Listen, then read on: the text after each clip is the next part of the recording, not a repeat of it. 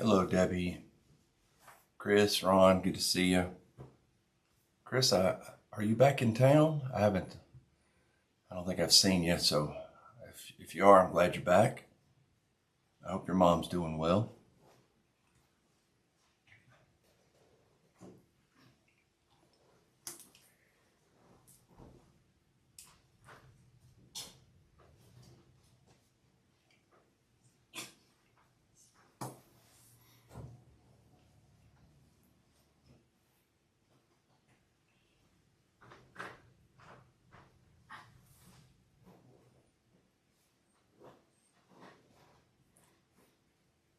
All right, so I take that as Chris is back. All right, good. How's your mom? She good? Better? Hope so. And Ron, I don't know why we don't see you when Chris is out of town. But we'll talk about that later, I guess. Oh, and Deb, how's the car going? I meant to call you or text you, and I forgot. I hope that's hanging in there. All right, good. Chris's mom's getting better. All right, that's good to hear. All right, still no comment on why Ron can't show up when Chris isn't here, but we'll talk about that maybe at the next council meeting if we have to. Anyway, all right. So before I get myself in too much trouble, I'll go ahead and get going. Hope everybody's doing well. Chris, it is good that you're back and glad your mom's okay. And looks like Dwayne just popped up. All right, good. Good to see you, Dwayne. I hope your foot's getting better. I know it is. It's good to see you progressing. And I think I might have covered everything for everybody that's here so far.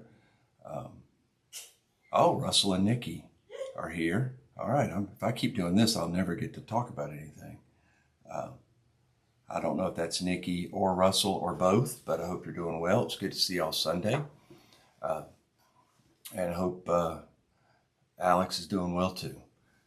All right, so I'm going to get going because now Christy Dosser's here and I got to say hey to her. So, all right, Chris. All right, I've got to stop looking at the comments.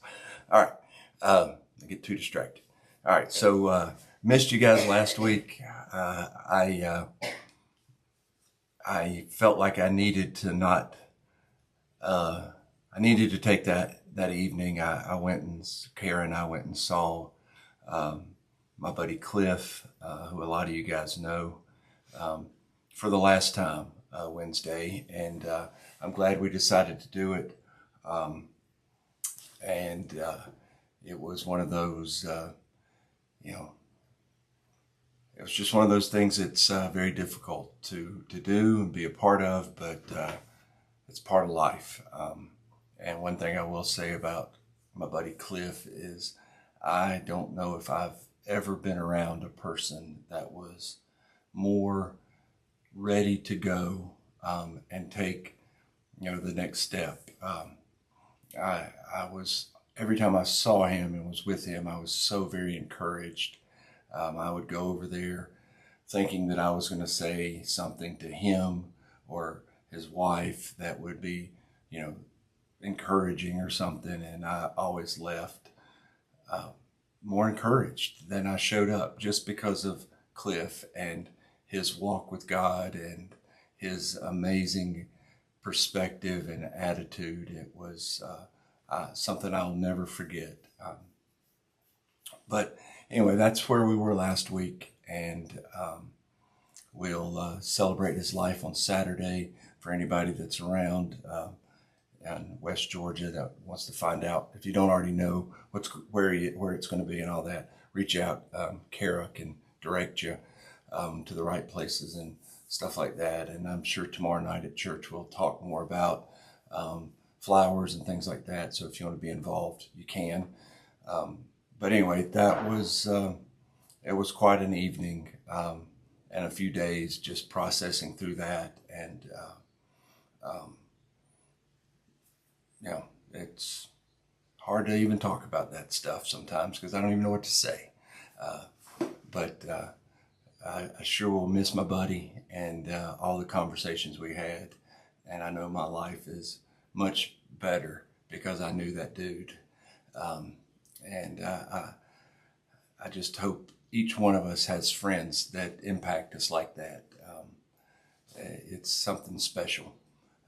So anyway, let me get going before I have to get a tissue or something going on here. But it prompted me even more than normal, because I kind of working through a sort of group of thoughts and topics right now, and one of them, it just so happens to be could possibly go along with what happened last week, but it's regret and resentment. And how do we handle those things? And how do we process them? Because one of the things that I see often, and I struggle with a lot, honestly, is regret. And then sometimes how regret can sort of fester and move over into resentments. Regretting a situation, or, interactions and things like that, and then turning into resentment. And how do we handle those things? Because they're going to always happen. So one thing that I've been thinking a lot about is not necessarily the resentment and the regret, but it's the byproduct of that, and that's how we respond. How do we handle it? A simple source of resentment and might be in a work environment. It might be this might be an easy example for some of us, is we have a interaction with a superior, our boss, our supervisor, and then that doesn't go the way we wanted it to go. And so then it affects us as far as maybe our promotions, and then that in turn affects our income. And so now we regret how we might have interacted, what we might have said or done different. And then that sometimes those situations lead into resentment, where now we resent our boss. And then that, it doesn't stop there. Then we begin to, it affects our job. And then we begin to maybe either, sabotage work, or maybe more often is we just talk bad about our boss. So, it sort of progresses like that. We might, when we talk bad, the talking bad part about our boss might not just be sort of gossipy, nonsense. It could be flat out that, we're dishonest in things that we say. So you can sort of see how, an event that might start off as something that we regret and how we handle can sort of segue or move along into resentments. And then, and then it doesn't stop there, because the resentment and the regret, it fuels a behavior of ours. And that's the kind of the point that I'm kind of wanting us to get to, is how do we respond? How do we process through these things? For some folks that are very social, it could be within your group of friends that, you don't get invited to participate in something. So then, all of a sudden now, you're resentful to the group that didn't invite you and didn't include you. And then that in turn is going to trigger your behavior to where you act, differently. Maybe maybe you gossip, and maybe you talk about your friends, or maybe you step back and you sort of isolate yourself from your friend group. And so the struggle is not necessarily not getting into situations that are going to cause you to be resentful or have regret. It's our response to those, because it's going to happen. I mean, it just does. I mean that it's just the way it is, that things are going to happen that are going to potentially produce a sort of an attitude of resentment. And then it is up to us to decide how do we move on from there. In Christian world, oftentimes you hear people talk about, being church hurt, where they were involved with a group, a church, maybe a small group, and something didn't go right. Maybe they were, maybe they were actually, damage was done, hurtful things happened to them. But then the resentment festers and grows. And then instead of re-engaging and praying it through and dealing with it the way we're supposed to, we just back away and we don't let ourselves connect again. And we judge future interactions with church folk with a lens of, I've been hurt by church folk. And that's not how we're supposed to do this thing.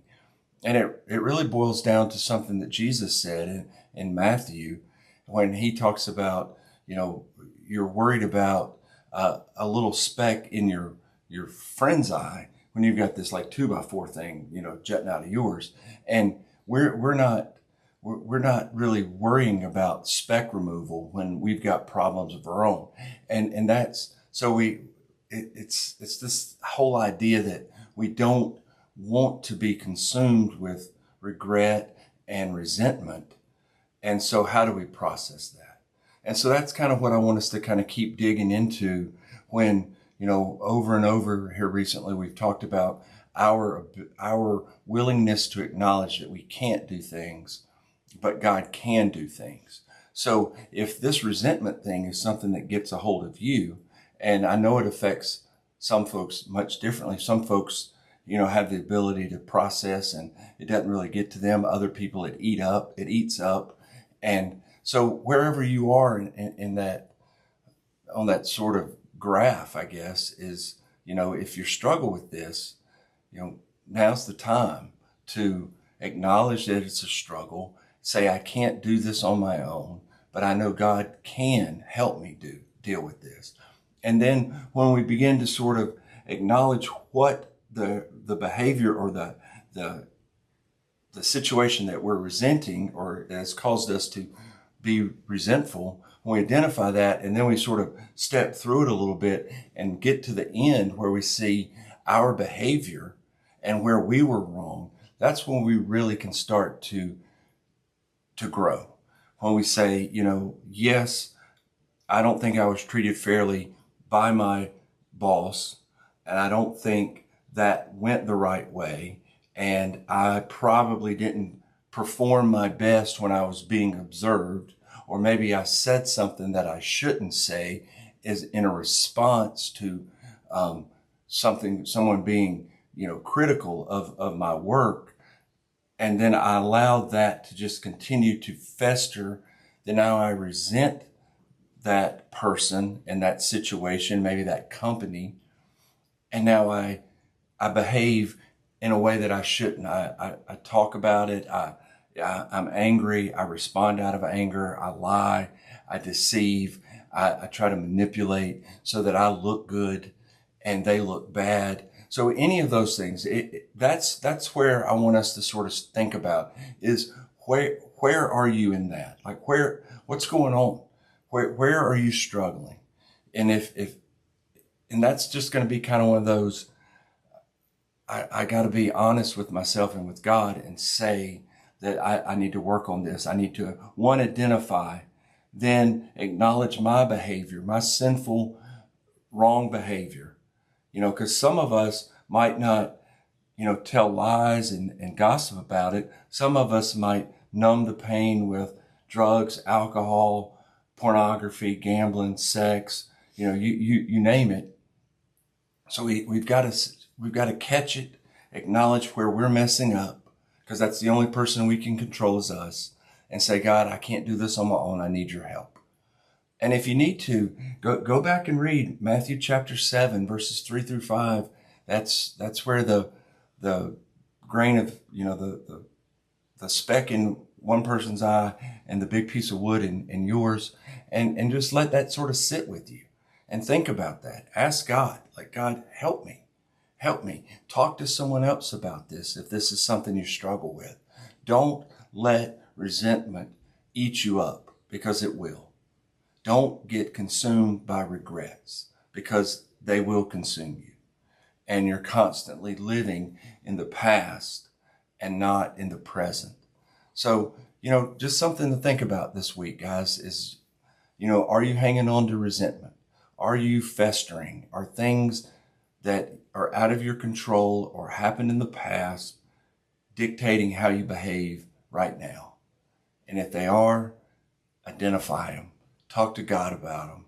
Talk to someone else about them and pray and ask God, hey, I can't do this, but you can, and I need your help. So guys, if you need anything, reach out. Like I said, if you need to find out about things going on this weekend for Cliff's Memorial, let us know. We'll direct you in the right way, and I'm sure we'll talk about it more tomorrow when we all get together. But have a great rest of your week.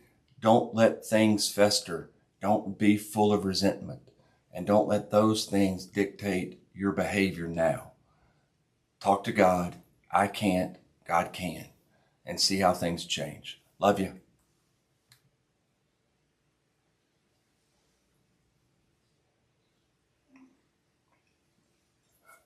And out.